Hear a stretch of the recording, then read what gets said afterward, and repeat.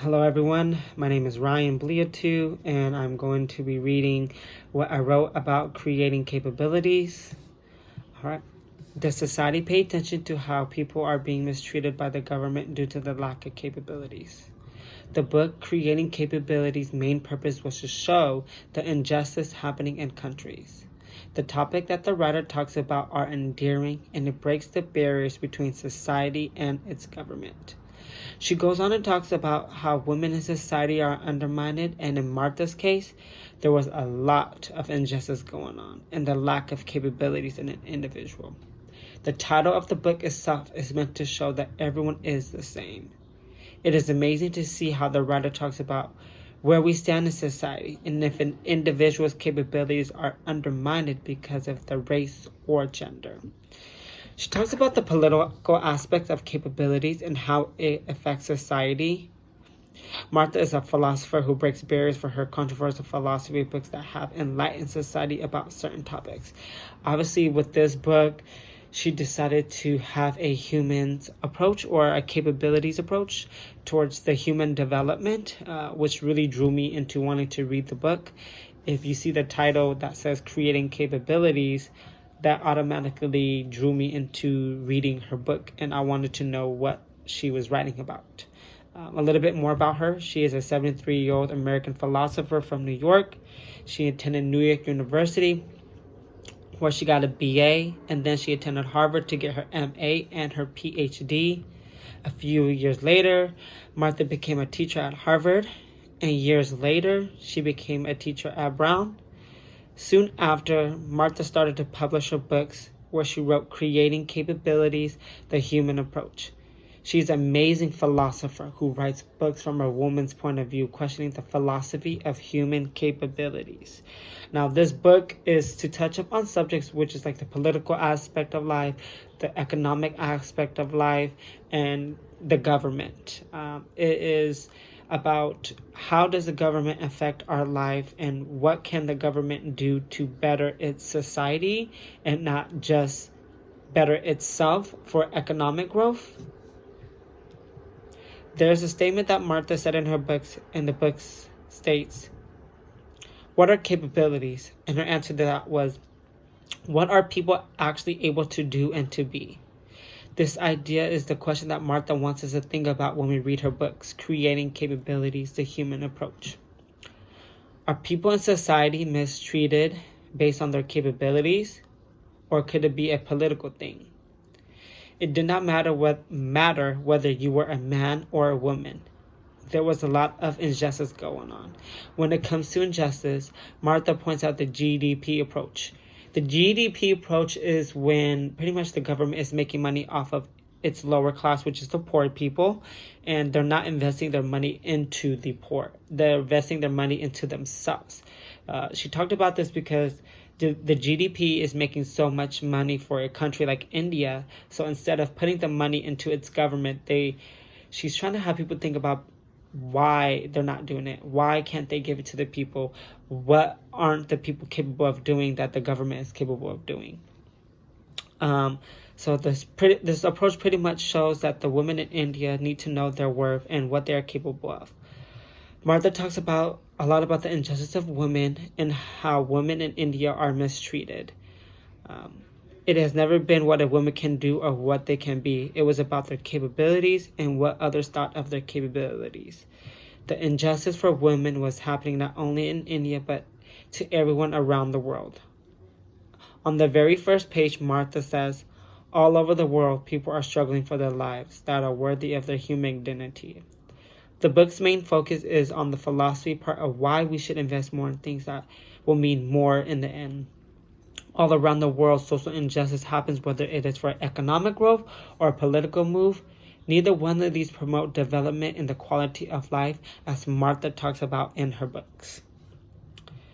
The first principle in creating capabilities, the human approach, is the social injustice, which Martha talks about from a woman's point of view.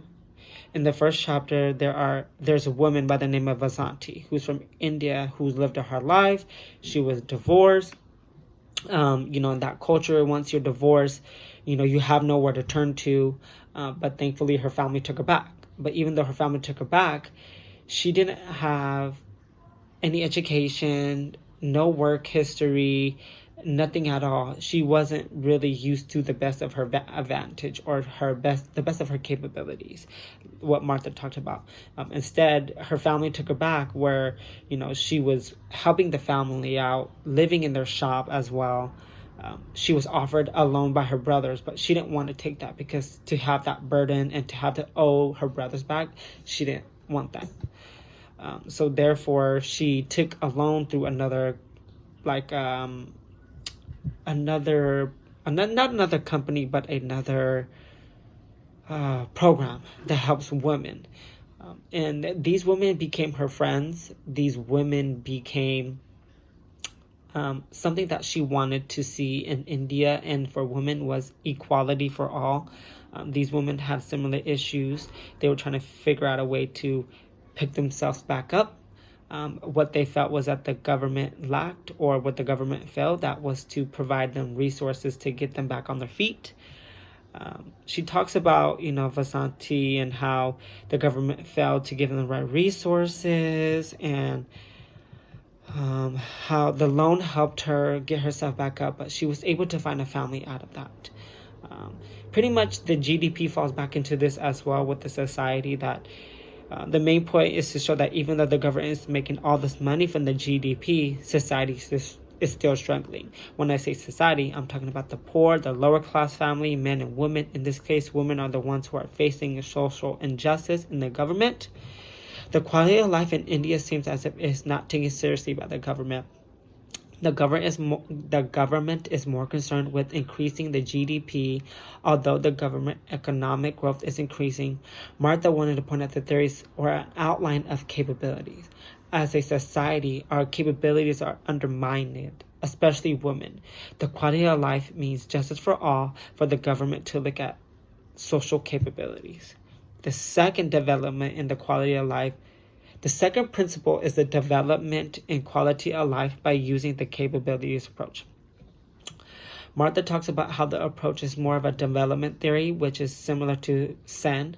Her approach is more about the principles and the liberal theories. By liberal theories, I'm talking about the justice that is based on capabilities. When it comes to talking about theories, Martha wrote a list of 10 fundamental capabilities. These lists consisted of fundamental moral rights that were similar to what Sen talked about. His version was about the balance of well-being and the quality of life from other countries, while Martha's approach was more of a theory that is based on action, whether it was right or wrong under a list of rules. She simply based her human development theory on deontology. Excuse me if I didn't say it right. In this theory, the government is focused on other things like economic growth and invest the money more into the city and less into its society.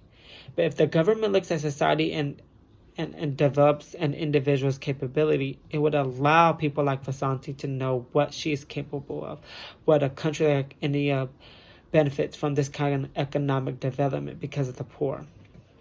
What Martha is trying to get across is that although countries like India are making money from the GDP, they should be investing the money back into society. That means you're making X amount of money from the GDP. India should be giving it back to individuals to help better their capability, to give them better education, to give them better healthcare, to give them better resources to thrive on or to pick themselves on, like women like Vasanti who struggled and had to figure out a way to pick herself up through that program that gave her the loan. The challenge that I faced with the reader was kind of trying to understand where she was coming from her point of view, and to get a grasp of what she was trying to show enlightenment on social injustice with the capabilities approach and understanding the human development as well. What I've taken away from this was that we need to look deeper into the economic and philosophy side of our countries and how can we develop ourselves? How can we use our capabilities to the best advantage? Are we actually being used to the best of our capabilities by government? Or are we being undermined because our government, or I would say the high power, doesn't think we have the capabilities they do, or their money isn't worth our capabilities? That's what I take away from her book and what I feel like I've learned from it. And all around the world, social injustice happens, whether it is for economic growth or political move. Neither one of these promotes development in the quality of life, as Martha talks about in her books. Thank you so much.